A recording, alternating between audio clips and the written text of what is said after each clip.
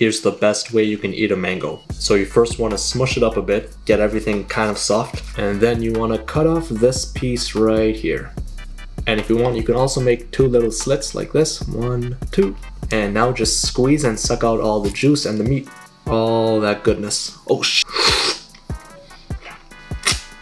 But yeah, all you gotta do is squish and suck out all the juice and meat, and at the end you're pretty much left with the seed on the inside.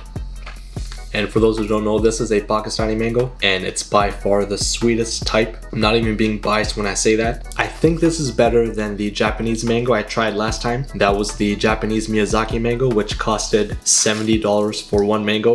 This is a box of 6, and the type is specifically called Chaunsa, and this costed me $26, and I still think it tastes a bit better than the Japanese ones. The Japanese ones were great, don't get me wrong, but this is still a bit better. It's just sweeter, and there's something about the taste, I don't know how to explain it. I'm still challenging anyone out there to find me a sweeter mango. I've tried Jamaican mangoes, I've tried Mexican mangoes, and they're good, but they don't come close. And this method is a bit messy. If you don't mind it, then it's all good. But yeah, then the seed kind of pops out at the end, and the best part is the seed.